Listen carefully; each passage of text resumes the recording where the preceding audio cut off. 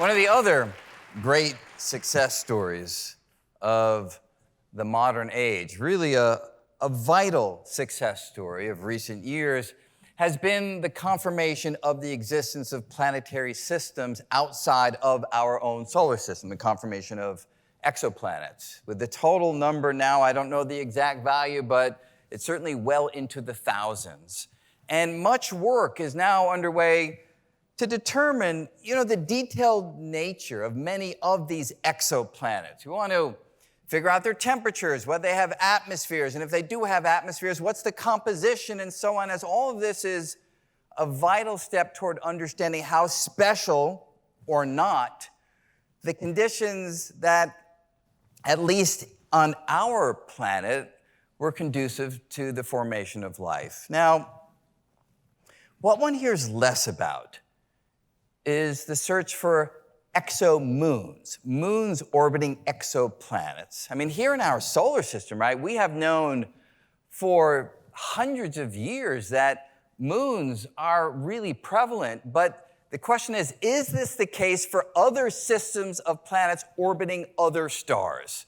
And as we will see, this may be a vital question in the ongoing search for extraterrestrial life, as our guest in this conversation will help us to understand, as he has been spending many years trying to answer the question of whether there are actually exomoons. So I am pleased to introduce David Kipping, who is a professor of astronomy at Columbia University, where his lab is primarily focused on discovering new planets and moons. You may know him from previous appearances on How the Universe Works and Star Talk, and he also runs his own YouTube channel called Cool Worlds.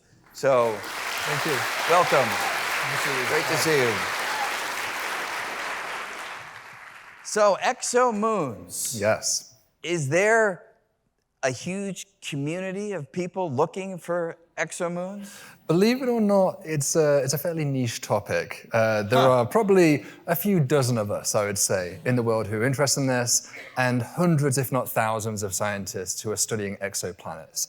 We see this as the new frontier. We think once we get them, everybody's going to be on the bandwagon kind of thing. Yeah.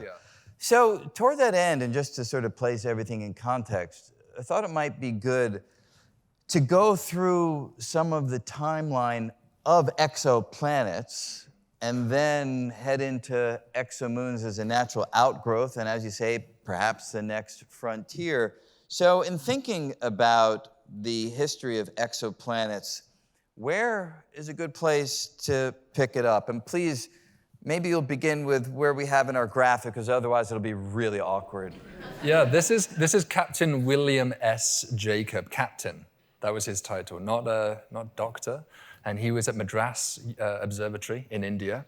And captain of? He was in the Navy for a while. He was in the Navy, okay. Yeah. And so he ended up at this back-end observatory in India, and he was inspired, I think, at the time, because Friedrich Bessel had been discovering binary star systems using astrometry. So astrometry means a wobbling star. So you see a star and you keep measuring its position, and it's not in the same place. It's changing in a periodic way.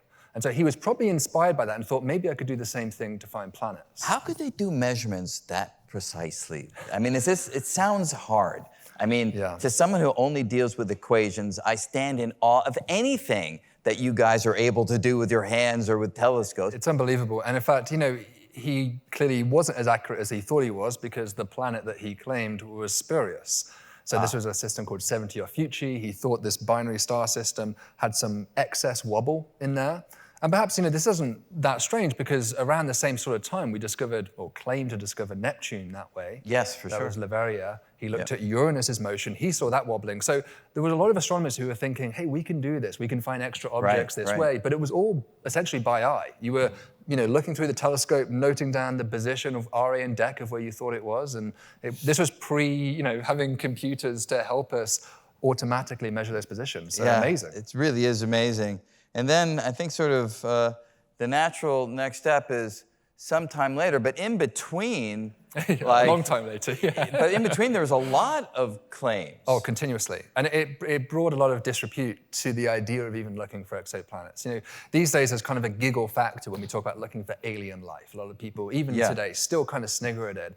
Back then it was exoplanets. Including one of our colleagues who, well, anyway, that's a different story. Yes, but keep on going. Even so, during this period, there were many, many claims. Barnard's star was a very famous example in the 1960s. And so a lot of astronomers kind of thought the idea of looking for exoplanets was very fringe science and wasn't to be taken too seriously. And so it took an enormous step forward in precision before it was undeniable, which is what we had in 1992 with the pulsar planets.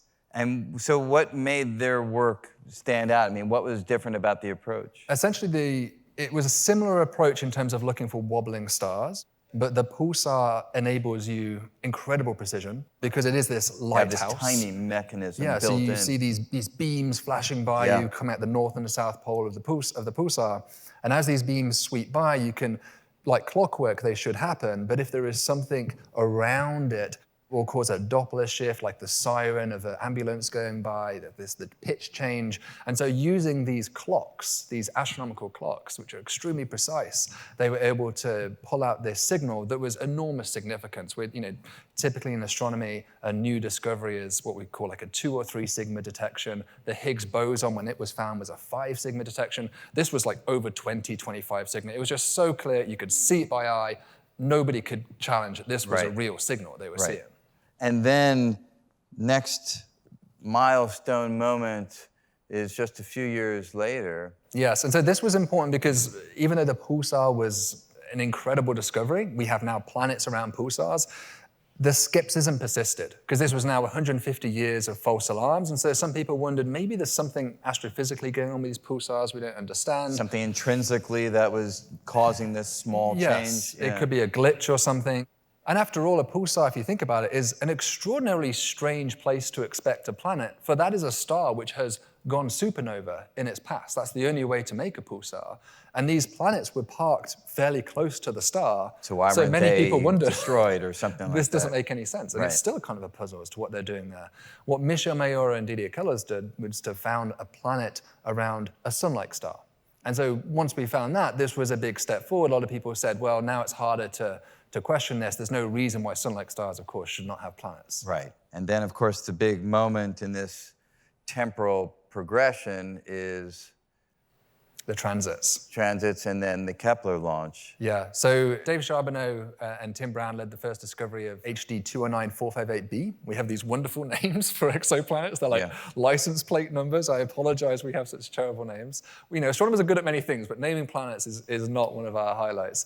And what was amazing about this was, at this point, there'd been about 10 planets discovered using the same method that Michel Mayor and Didier Queloz used. We call this the radial velocity method. It's a wobbling star method. You look at the star, you see it coming towards you, getting blue shifted, coming away from you, getting red shifted. So they use that method to discover about of order of 10 to 20 planets. And one of those, these planets were all very strange, by the way. They were very close to the star. We call them hot Jupiters now. So things which people, again, were still skeptical of because they were thinking, again, maybe the star's doing something we don't understand. How could you have a Jupiter-sized planet so close? I'm talking 20 times closer than Mercury's orbit around the sun.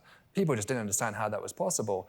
And so it was predicted that just geometrically, if this population is out there, the probability of getting an eclipse is about 10% per hot Jupiter. So they said, look, we've got 10 or 20 of these things, show me the money. 1 or 2 of these should be eclipsing if your theory is correct. And they were the first ones to go out, chase it, and really get that proof of the pudding that it eclipsed, just like the total eclipse we had in the US not recently. But this is not a total eclipse, but a partial eclipse. And they saw that eclipse, and it proved this is it. And now I think at that point, everyone was like, these are exoplanets. Right. They must be real. And was that helpful in getting ultimate funding for serious missions that would no longer just be trying to establish that there are exoplanets, but start to find them and catalog them and study them? For sure, for sure. We've gone from this period of, as I said, like from 150 years pretty much of everyone thinking this was a fringe science and not real legitimate stuff, to now having missions like the Kepler mission, which launched in 2009. If you look at the James Webb Space Telescope, its allocation of telescope time, about 1/3 of its telescope time is dedicated to exoplanets, despite the fact that telescope was not designed to do exoplanets. It was designed to do cosmology experiments primarily. Yeah. And yet we have about the same chunk of telescope time now as cosmologists do, which I'm sure they're not happy about, but we are very pleased with that situation. We're all one. We're all one. Now, so as of today then, I don't know the exact number, maybe you do, or a rough order of magnitude. How many exoplanets have we found? It's in excess of 5,000. It's changing every day. So, every day. Excess of 5,000. Yes, confirmed exoplanets. Yeah. So we're expecting this number to balloon in the coming years. It's expected there's a new telescope called Roman coming online in the coming probably 3 or 4 years. And this telescope should be able to deliver of order of hundreds of thousands of exoplanets. This is not going to stop. And of course, there's about 100 billion stars in the Milky Way. So we are at the very tip of the iceberg of our galactic exploration. And so is the expectation then that it's the norm for a star to have planets? It certainly appears that way. Yeah. I think on average there is more than one planet per star in the sky, but of course not every star has a planet, but it seems that the majority do. Typically stars like the sun, it's very, very common. You look at a star that's much more massive than the sun, that doesn't live as long. It's like the James Deans, like they live fast, die young. Yep. These stars, they probably don't have time to get planets. Yeah, right. But anything that's similar to the sun, we see planets everywhere we look. And so my guess is that they are ubiquitous across there. So we're talking even in our galaxy in hundreds of billions of planets. Potentially. I mean, maybe even trillions, I guess, if it's like a factor of 2 or 3 or 4. It could well be. And then there's rogue planets which get kicked out. There may be very well more rogue planets, free-floating planets between the stars than there are stars themselves. A lot of simulations show that. There's hints in the data this might be true. So it's fascinating. So lonely.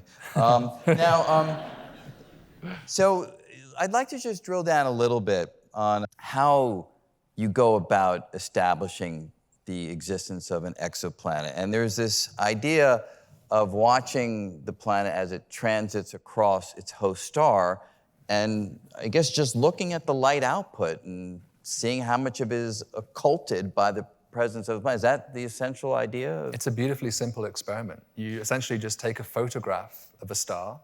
Typically, with Kepler, it was every 30 minutes. It would take a photograph of a star.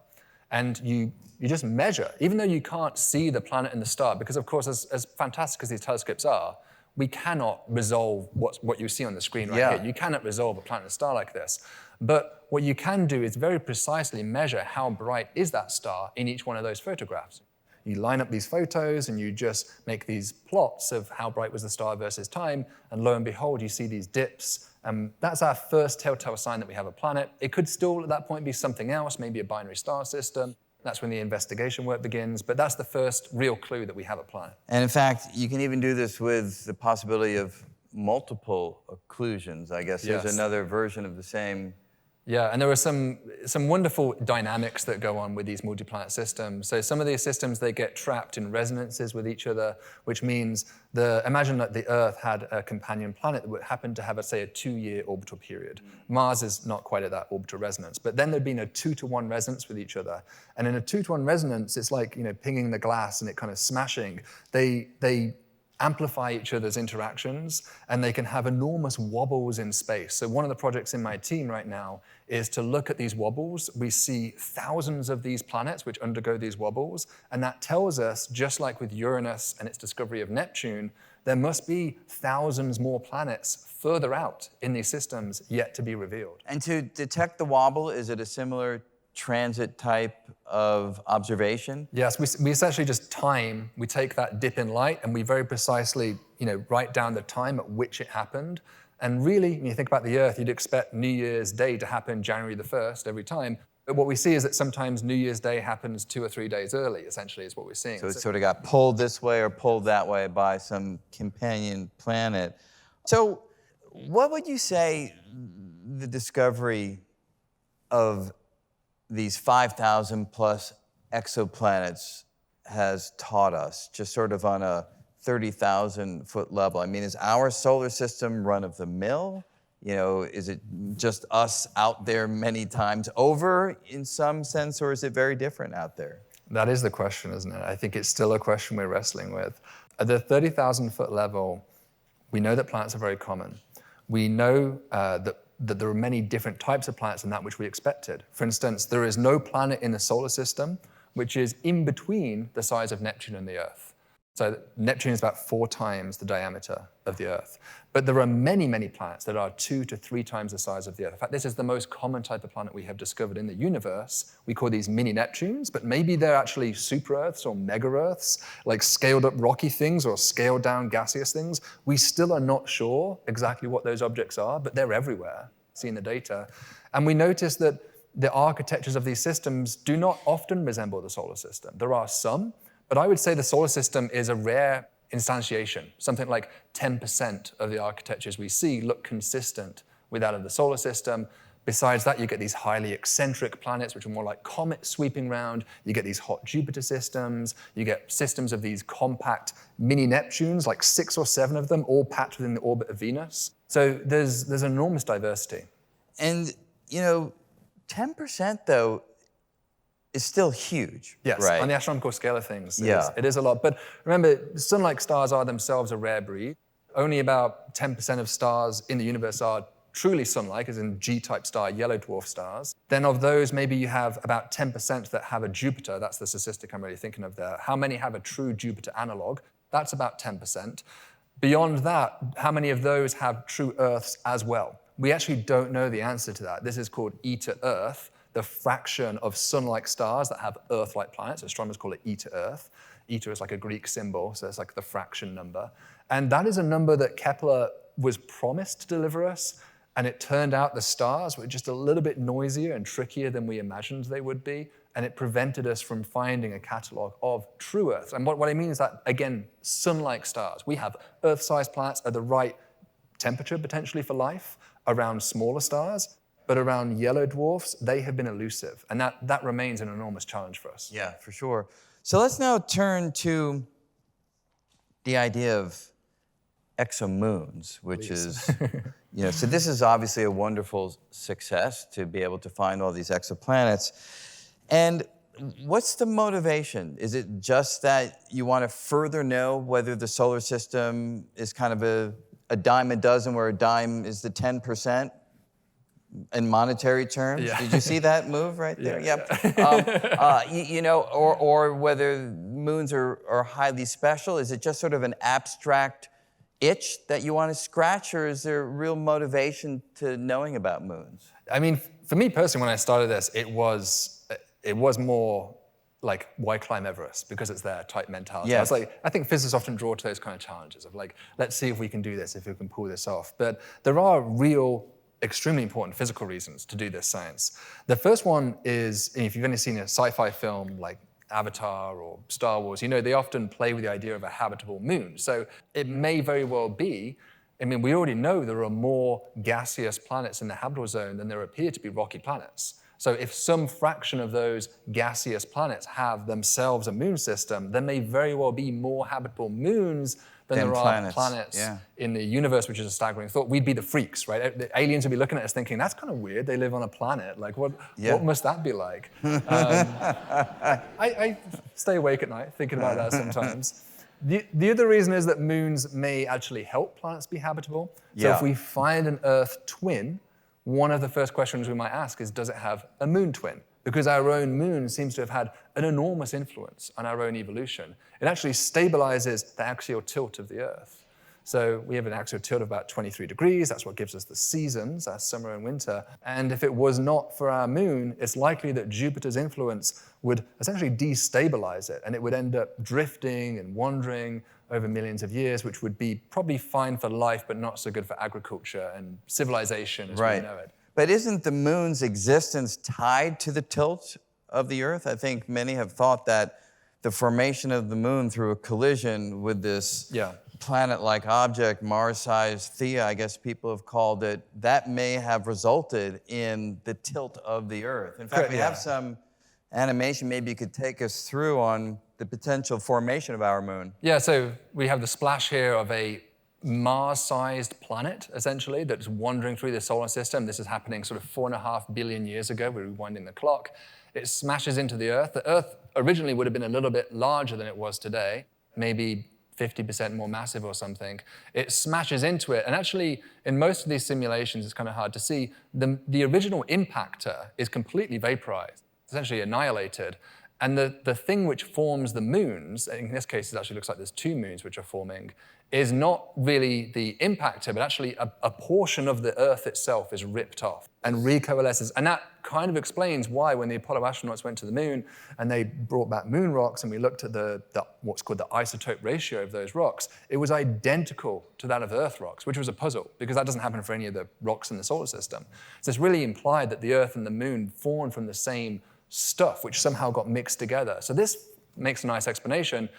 There's still many challenges. We still don't fully understand exactly what happened. Here, it looks like you're forming two moons, which does often happen in these simulations. And often these two moons eventually coalesce in some way. And so when you're looking for exomoons, and we'll look at, toward the end, a candidate, I think, that you have from your data, are you envisioning that it's this very process, analogous to this, which has happened? It may be. This process forms a moon which is exceptionally close to the planet. So if you were around on the Earth at this time, it would have been quite staggering. You would have looked up at the sky and seen the first moonrise, and it would have filled a huge fraction of your sky. It would have been a breathtaking view. Over time, because of tides, the tides that we have, that is an energy dissipation process driven by the moon, and that's causing the moon to migrate away. And it's still migrating. It's about an inch per year. We're not going to have total solar eclipses in like 600 million years or something like that. Right? I probably won't be around, so I'm not too worried about that. But probably eventually that'll stop. And so this is one way. This is one way we're interested in, but there are other methods. There could be a capture. A planet could, instead of smashing in, I think we have a version of that. Yeah, this is an idea of, in this case, it looks like a tidal capture. So we talked about these tidal forces that lead to dissipation in the Earth-Moon system. And you've probably heard of the idea of like spaghettification for a black hole. Like if you fell into a black hole, the tidal forces would be so strong that they essentially pull you harder at your feet and less at your head. And this would dissipate energy again, the object. If you want to capture a moon, the great challenge in the solar system is that everything's moving very fast. So if you want to capture something, you have to brake it. You have to apply some kind of brake to get it below the escape velocity of the planet. If you can apply a brake, you can capture it. And so a lot of the theoretical challenge is, how could an object suddenly put on the brakes? And one idea is the tidal forces could be strong enough for these close encounters to do that. The atmosphere might even play a role and could play a brake. So you'd have to get pretty close to the planet in that particular case. These have to be very close together. Probably the most... And people have simulated that, and it really, the atmosphere... The atmosphere I'm not so sure about. The tidal method certainly has been explored. Probably the most popular idea is what's called a binary exchange mechanism, which is a little bit conceptually trickier to look at, but this is actually how we think Triton formed around Neptune. So imagine you have two objects, two proto-moons, and they're orbiting each other. There's many of these in the outer Kuiper belt of the solar system, like an asteroid belt. And so as they wander towards the planet, let's say you're the planet over here, and you're moving through space, at a certain point in time, let's say you're going towards the audience here. At this point in time, this object is now moving at the same kind of speed as you in the same direction. So your relative velocity is now zero. Low. And so that allows the capture to happen, because now you're below the escape velocity. This object, on the other hand, is going in the complete opposite direction. So it gets ejected from the solar system altogether and becomes one of these potentially rogue planets. We think that's probably how Triton formed. I see. Wow. And the issue of life on these other moons is one that you already made reference to, but I wonder if you could just flesh that out a little bit. You know, there is this notion that there can be a kind of protection mechanism that's going on. So can you tell us what we're seeing here? Yeah, this is a simulation of the Earth's magnetosphere, which protects us from cosmic radiation, especially solar radiation. And so it's thought that having, especially astrobiologists, they often say that, you know, one of the criteria potentially for certainly complex life might be one of these magnetospheres. But that requires that you have a planet which has a sufficiently large mass and therefore core that it can sustain one of these dynamo processes that generates the magnetic fields. So one of the concerns is what happens if you have something like Mars or the Moon, which is too small to generate a significant magnetic field like this. It would therefore be bombarded with radiation. Surface life wouldn't be possible. We'd be in trouble. But the kung fu move, the ninja move that moons can have here is that they may be too small to have their own magnetic field. They'll just hide behind them. They can borrow. They can use for some fraction of the time, not the whole time, but maybe 30, 40% of the time, they can, you know, be inside this veil of the magnetopores of the planet, and that can give them sufficient protection. Maybe you can imagine life coming out during those regions during those times, Then and then hides. hide underground Yeah, wow. subterraneously or something the rest of the time. And so when you think about life on moons, are you solely thinking of moons around exoplanets? Or what about moons around planets in our own solar system? Where do we stand on that? Yeah, I mean, moons in their own solar system are fascinating. There's obviously a lot of interest in Europa and Enceladus as potential seats for life. We have missions coming up that will not be landing on the surface of these objects just yet, but like the Europa Clipper and JUICE that will be giving us high-resolution images of the surface. Is this Europa, I think we're looking at here? Yeah, it is, yeah. And so Europa's fascinating because when you look at its surface, if you compare it to the moon, if you think about the moon, it's kind of a boring place. It's just craters, that's all you have. There are not very many craters on Europa, and what that tells us is that there must be some resurfacing process. This surface is not 4 billion years old. It's a fresh surface. The obvious explanation as to what might be going on is that there is, because it's an icy surface, you can see that just from the imaging, that perhaps this ice is melting periodically. So is it a heat source that's driving it? Yeah, the heat source in this case can't be the sun because it's really too far away from the sun. Yeah. So the heat source has to be internal. We think the most likely culprit is, again, I'm going to say tides, but it's going to be coming from the fact that it's in this resonant chain with its companion moons. And these resonances keep pushing Europa. Europa wants to get into a circular orbit. Everything kind of wants to go into a circular orbit because of tides. But the other moons, which are in this resonant state, the 2-to-1, the 3-to-1 state, they keep stretching it unwillingly into an elliptical orbit. And whenever you have something in an elliptical orbit, it's sometimes closer to the gravitational potential and sometimes further away. And that causes these tidal forces to mush it in and out, in and out, in and out. And so that may be generating a heat source. We certainly see it with Io. When you look at Io, the innermost moon, it's splattered with volcanoes. We know for certain it is happening there, and we see lots of evidence to support this is also happening inside Europa. And so there's almost certainly an ocean beneath there, and that's extremely exciting for the prospects of life, of course. And this potentially is the same kind of physics that would be governing exomoons in some extraplanetary system, right? So this is not necessarily something special to our solar system. And what's really fun is that this process can play out without a star. We talked about these rogue planets, these planets which get ejected out of their solar system. I think they're called, an astronomer called them Wolfenstein worlds. I don't know quite why he named them that, but there's an idea that you could have these rogue planets that have moons, and those moons could be tidally heated and sustain biospheres. So all life then would be under the surface. Yes, and so there could truly be, we could truly be very strange then. In that case, we're like the only surface-dwelling life. Yeah, and everyone would just be underneath the surface. So they'd come here for like the Florida vacation or something. Yeah. There are all whales and dolphins out there, and we're just the strange things with fingers.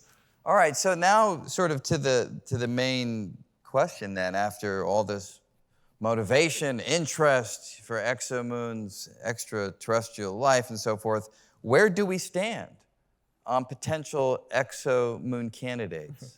I've spent most of my career trying to push this field and to truly get these detections, so it has been a personal journey. And over the last, I'd say, 12, 13 years of trying to do this, since my PhD, we've uncovered in my team 2 exomoon candidates, which I think are really the only 2 serious candidates. This is an example of one of these transits. So the planet comes in, and you see it block out some starlight, but there's the moon. You see a little extra dip on the right there. Correct, so you've got this little extra dip. This is real data that we captured with the Hubble Space Telescope of an exoplanet called Kepler 1625b. I'm sorry again for the horrible names we have in astronomy. And this little object here, I guess the question is, what do we call the moons? We have this system where we call the star the name of the telescope, Kepler, and then the number is like how many planets have you found so far? So at this point it was 1,625th planet that was discovered. The B tells us the order of the planet. B is the first planet discovered. A is the star, so that's why we start at B. It's kind of confusing. And then we go B, C, D for all the others. And then the question is, what do we call the moon? Should it be a Roman numeral? Should it be a dash? People argue about that. I tend to think it's like a rose by any other name still smells as sweet. Let the pedants argue about exactly how to call it. But we do have this evidence. It is a very strange moon if it's real. This is a super Jupiter exoplanet, so it's several times the mass of Jupiter in an orbit similar to the Earth around the sun. So it's pretty cool by exoplanet standards. And the moon here is so large, it would be comparable to the size of Neptune if it was real. So this is, as you can see, this is like what we call about a 5 sigma detection that you're looking So at. in some sense, the difference between a planet and a moon is really context. It right? starts to blur. I mean, is this a binary planet? Is this a moon? It becomes up for debate at that point as to how you really classify these things. And so you don't consider this, though, to be proof of exomoons? It's not enough for me personally. I would like to see this signal repeat. We would like to capture another one of these beautiful events. And the power of the exomoon hypothesis is that the moon will not be in that same place every time. So here you see it's over on one side, but we can now predict the orbit. And so we can predict, okay, in the next transit, it'll be over on the left. So we have a testable hypothesis, a verifiable, falsifiable hypothesis that we can go out, collect telescope data, and if we don't see it there, we can say, we're done. This must have been an instrument glitch, or the star did something funky at that time. We want to see that a second. So when was this data? This was 2018, this data was collected. Yeah. So 2017. Like, what are you waiting for? Right. We've tried. Trust me, we've tried. As I said at the beginning, a good place to start this whole conversation is that us exomoonologists, if you want to call us that, are a niche breed. You know, there are not very many of us. And so when we write these telescope proposals, and we said, hey, we should get another one of these transit. Unfortunately, you know, the downside of having so many exoplanet brilliant colleagues is that there's lots of other ideas that people So you're really just waiting in line. We couldn't get the time for this one. We do have telescope time in October coming up with the James Webb Space Telescope for a completely different planet. So not to check on this one. This one, I think, because I think a lot of people have a little bit of a knee-jerk reaction to this one because it's so strange. It's a Neptune moon. Neptune, as my student used to call it. Right. You know, this is a strange object, and some people, like the first hot Jupiters, didn't believe them. Hot Jupiter? How can you have a hot Jupiter? That doesn't make any sense. I mean, Jupiter so close to its star. People just doubt the physicality of that, and people are doubting the physicality of this object. I see. We've had trouble persuading the community about that. I would just like to get the data and see either way. We've had an easier time with our next proposal, which was accepted with James Webb, which is going after the closest planet to Jupiter that we know of. So it is an exoplanet that has the same temperature as Jupiter, the same mass as Jupiter, the same orbit, radius, everything is pretty much identical to Jupiter. And so it really should have the same moons that Jupiter has, unless something's massively wrong with our understanding of how planet formation works. And James Webb is the first machine humanity has ever built that could detect moons as small as the moons we have in the solar system. Kepler couldn't do that. Even Hubble cannot do that. James Webb is the first telescope which is sensitive enough to Ganymede, to Io, to Europa. And so that's why we're so excited about these observations. If we can prove these more familiar moons exist, we'll probably get everyone a bit more comfortable with the idea that these things are really out there. And you say that's this coming October? Yeah. And how long does it take? I mean, is it the kind of thing where you put it into the model, the computer, and it rapidly tells you whether or not you found it? We hope so. We're preparing this summer with simulated data. We're getting everything ready. We want to get at that point where you can just push the button. This data set is going to be extraordinary. It's 60, 70 hours. There's 60 hours actually on the target, 10 hours of slewing around to get onto the target. So a 70-hour data set, essentially. It is extraordinary because we can do so much with it. It turns out we can also, for the first time ever, measure the oblateness of an exoplanet. So we assume planets are normally spherical. They're not. They bulge out a little bit, just kind of like love handles a little bit on the outside. And that's because of their spin. And so we could actually measure that for this exoplanet to very high confidence if it has a Jupiter-like oblateness. We could measure rings. We could find the moons, of course. We could actually measure the atmosphere of this planet. So this is a really special planet, a special data set, and we're hoping we'll see what comes out of the data, that it could really trigger a tsunami of new work in this field. Well, we'll be watching to hear of the results in October, and thanks. Thank you very much. For giving us this conversation. Thank you.